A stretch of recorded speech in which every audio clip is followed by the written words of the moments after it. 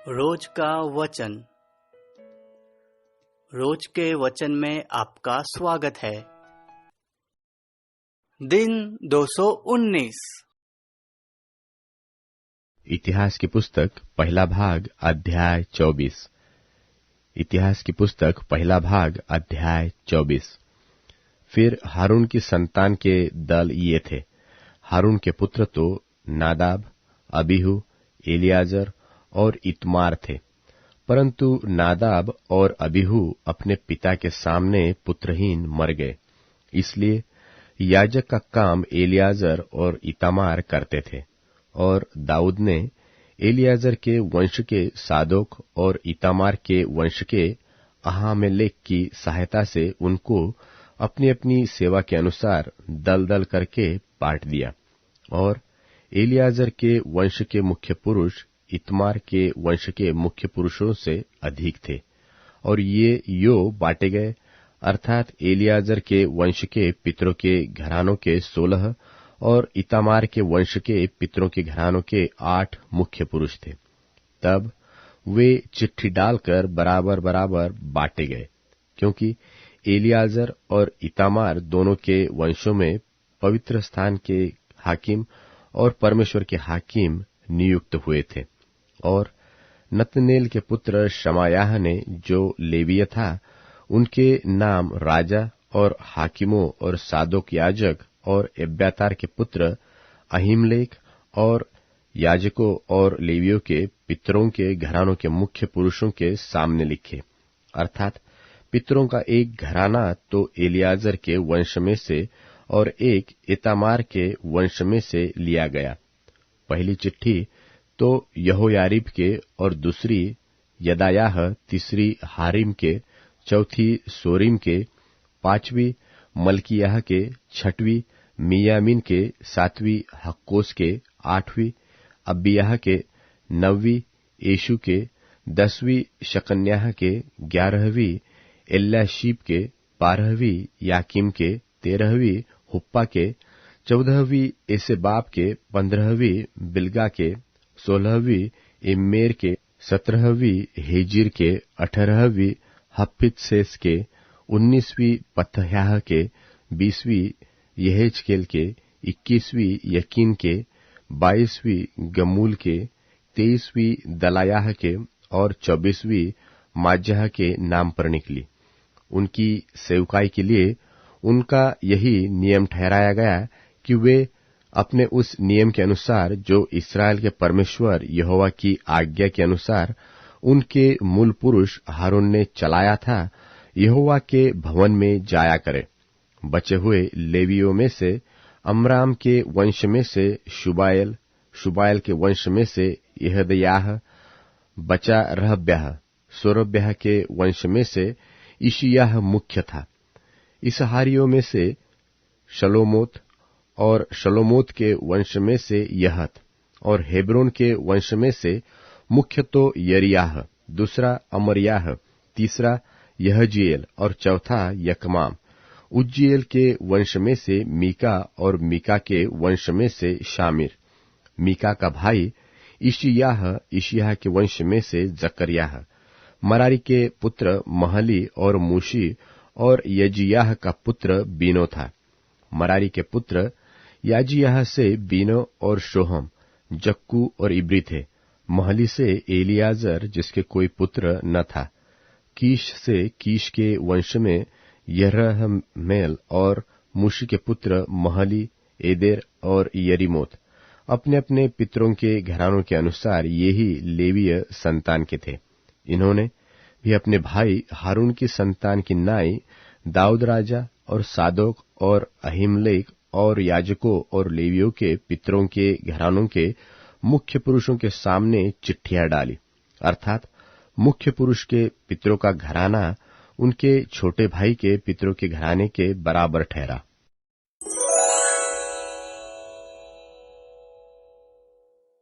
इतिहास की पुस्तक पहला भाग अध्याय 25। इतिहास की पुस्तक पहला भाग अध्याय 25। फिर दाऊद और सेनापतियों ने आसाप, हेमान और यदुतून के कितने पुत्रों को सेवकाई के लिए अलग किया कि वे वीणा, सारंगी और झांझ बजा-बजाकर नबूवत करे। और इस सेवकाई के काम करने वाले मनुष्यों की गिनती यह थी, अर्थात आसाफ के पुत्रों में से तो जक्कुर, योसेफ, नतन्याह और अशरेला। आसाफ के ये पुत्र आसाफ की ही आज्ञा में थे, जो राजा की आज्ञा के अनुसार नबूवत करता था। फिर यदूतून के पुत्रों में से गदल्याह, सरी यशायाह, हसब्याह, मतित्याह, ये ही 6 अपने पिता यदूतून की आज्ञा में होकर जो यहोवा का धन्यवाद और स्तुति करके नबूवत करता था, वीणा बजाते थे। और हेमात के पुत्रों में से मुक्कियाह, मतन्याह, लज्जीएल, शबूएल, यरीमोत, हनन्याह, हनानी, एलियाता, गिदलती, रोममतीएजेर, योशबकाशा, मल्लोती, होतीर और अहजियोत। राजाओं की प्रतिज्ञानुकूल जो उसका नाम बढ़ाने की थी, ये सब हेमात के पुत्र थे, जो राजा का दर्शी था, क्योंकि परमेश्वर ने हेमात को 14 बेटे और 3 बेटियां दी थी। ये सब यहोवा के भवन में गाने के लिए अपने अपने पिता के अधीन रहकर परमेश्वर के भवन की सेवकाई में झांझ, सारंगी और वीणा बजाते थे। और आसाफ यदूतून और हेमान राजा के अधीन रहते थे। इन सबों की गिनती भाइयों समेत जो यहोवा के गीत सीखे हुए और सब प्रकार से निपुण थे 288 थी। और उन्होंने क्या बड़ा क्या छोटा, क्या गुरु क्या चेला, अपनी अपनी बारी के लिए चिट्ठी डाली। और पहली चिट्ठी आसाफ के बेटों में से योसेफ के नाम पर निकली, दूसरी गदल्याह के नाम पर निकली, जिनके पुत्र और भाई उस समेत 12 थे। तीसरी जक्कुर के नाम पर निकली, जिसके पुत्र और भाई उसके समेत 12 थे। चौथी स्त्री के नाम पर निकली, जिसके पुत्र और भाई उस समेत 12 थे। पांचवी नतन्याह के नाम पर निकली, जिसके पुत्र और भाई उस समेत 12 थे।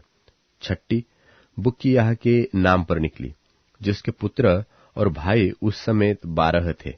सातवीं यसरेल के नाम पर निकली, जिसके पुत्र और भाई उस समेत 12 थे। आठवीं यशायाह के नाम पर निकली, जिसके पुत्र और भाई उस समेत 12 थे। नौवीं मतन्याह के नाम पर निकली, जिसके पुत्र और भाई समेत 12 थे। 10वीं शिमी के नाम पर निकली, जिसके पुत्र और भाई उस समेत 12 थे। 11वीं अजरेल के नाम पर निकली, जिसके पुत्र और भाई उस समेत 12 थे। 12वीं हशब्याह के नाम पर निकली, जिसके पुत्र और भाई उस समेत 12 थे। 13वीं शुबाएल के नाम पर निकली, जिसके पुत्र और भाई उस समेत 12 थे। 14वीं मत्तित्याह के नाम पर निकली, जिसके पुत्र और भाई उस समेत 12 थे। 15वीं यरेमोत के नाम पर निकली, जिसके पुत्र और भाई उस समेत 12 थे। 16वीं हनन्याह के नाम पर निकली, जिसके पुत्र और भाई उस समेत 12 थे।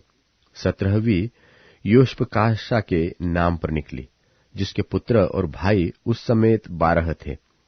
18वीं हनानी के नाम पर निकली, जिसके पुत्र और भाई उस समेत 12 थे।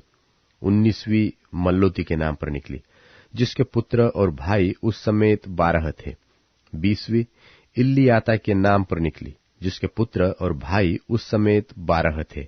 21वीं होतीर के नाम पर निकली, जिसके पुत्र और भाई उस समेत 12 थे। 22वीं गिद्दलती के नाम पर निकली, जिसके पुत्र और भाई उस समेत 12 थे। 23वीं महजीओत के नाम पर निकली, जिसके पुत्र और भाई उस समेत 12 थे। और 24वीं चिट्ठी रोम मतीएजेर के नाम पर निकली, जिसके पुत्र और भाई उस समेत 12 थे।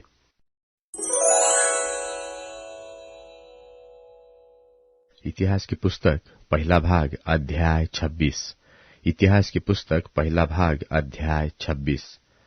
फिर द्वारपालों के दल ये थे।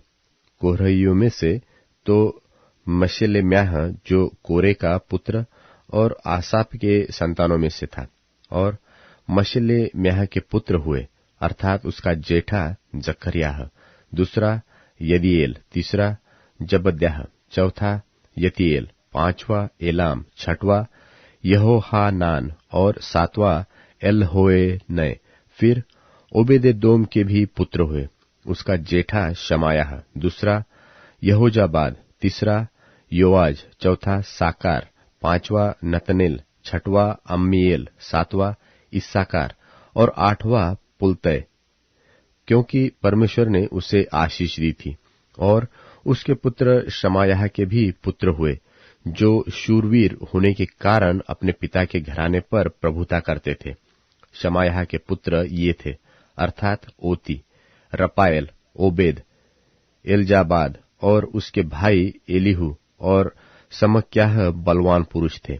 ये सब ओबेदेदोम की संतान में से थे। वे और उसके पुत्र और भाई इस सेवकाई के लिए बलवान और शक्तिमान थे। ये ओबेदेदोमी 62 थे और मशेलेम्याह के पुत्र और भाई 18 थे जो बलवान थे।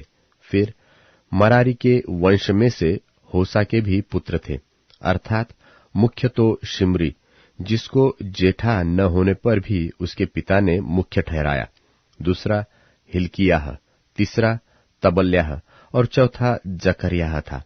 होसा के सब पुत्र और भाई मिलकर 13 थे। द्वारपालों के दल इन मुख्य पुरुषों के थे। ये अपने भाइयों के बराबर ही यहोवा के भवन में सेवा टहल करते थे। इन्होंने क्या छोटे क्या बड़े अपने अपने पितरों के घरानों के अनुसार एक एक फाटक के लिए चिट्ठी डाली। पूर्व की ओर की चिट्ठी शेलेम्याह के नाम पर निकली। तब उन्होंने उसके पुत्र जकर्याह के नाम की चिट्ठी डाली। वह बुद्धिमान मंत्री था और चिट्ठी उत्तर की ओर के लिए निकली। दक्षिण की ओर के लिए ओबोदेदोम के नाम पर चिट्ठी निकली और उसके बेटों के नाम पर खजाने की कोठरी के लिए। फिर शुप्पीम और होसा के नामों की चिट्ठी पश्चिम की ओर के लिए निकली कि वे शल्लेकेत नाम फाटक के पास चढ़ाई की सड़क पर आमने सामने चौकीदारी किया करे।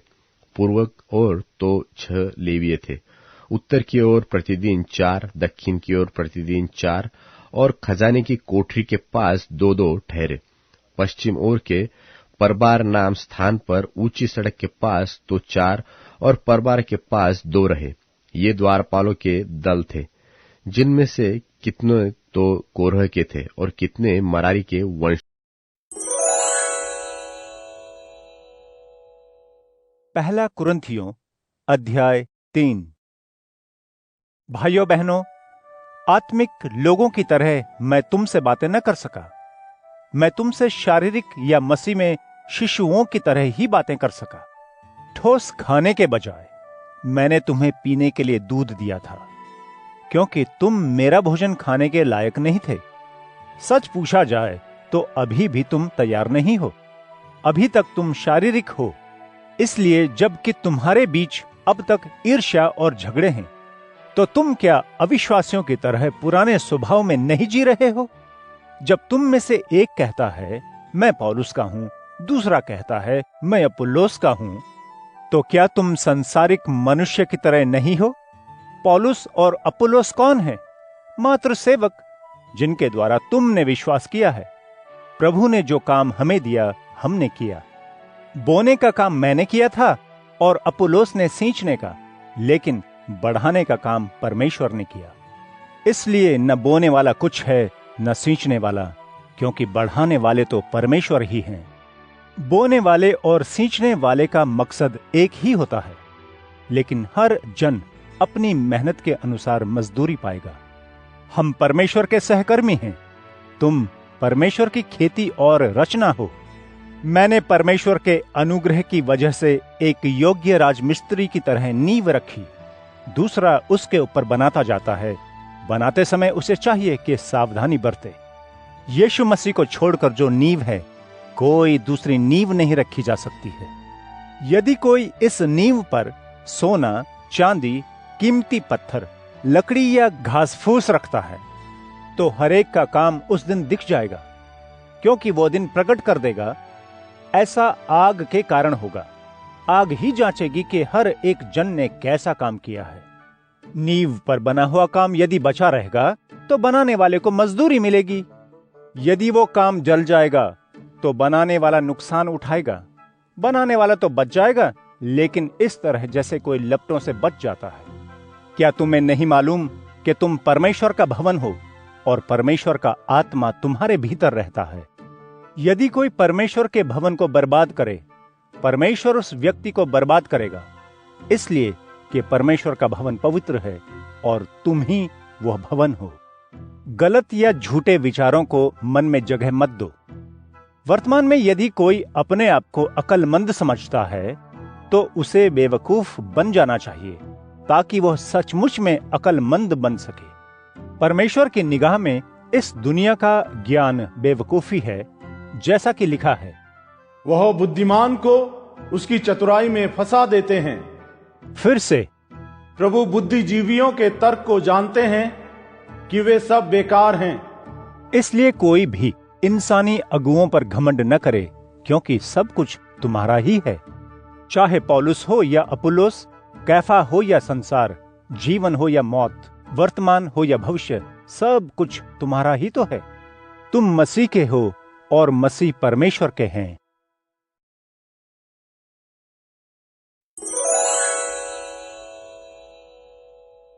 अध्याय 92। परमेश्वर की भलाई के लिए स्तुतिगान। हे सर्वोच्च प्रभु, भला है तेरी स्तुति करना, भला है तेरे नाम का गुणगान करना। प्रातः तेरी करुणा तथा रात में तेरी सच्चाई घोषित करना। 10 तार के वाद्य पर, वीणा पर, सितार के साथ राग के अनुसार, हे प्रभु, तूने अपने कार्यों से मुझे आनंदित किया है। मैं तेरे कार्यों का जय जयकार करूंगा जो तूने मेरे लिए किए हैं। हे प्रभु, तेरे कार्य कितने महान हैं, तेरे विचार कितने गहन गंभीर हैं। ना समझ यह नहीं जानता और न मूर्ख यह समझता है कि यद्यपि दुर्जन घास के सदृश हरे भरे रहते हैं, समस्त कुकर्मी फलते फूलते हैं, तो भी वे सदा सर्वदा के लिए नष्ट हो जाएंगे। किंतु प्रभु, तू युग युगांत उन्नत है। प्रभु, तेरे शत्रु, हाँ, तेरे शत्रु मिट जाएंगे, समस्त कुकर्मी छिन्न भिन्न हो जाएंगे। तूने जंगली सांड के सींग के सदृश मेरा सिर ऊंचा किया है।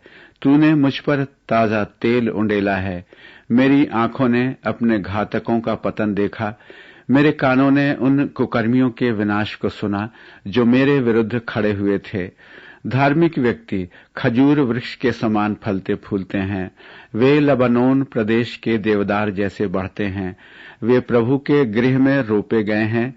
वे हमारे परमेश्वर के आंगनों में फलते फूलते हैं। वे वृद्धावस्था में भी फलते हैं।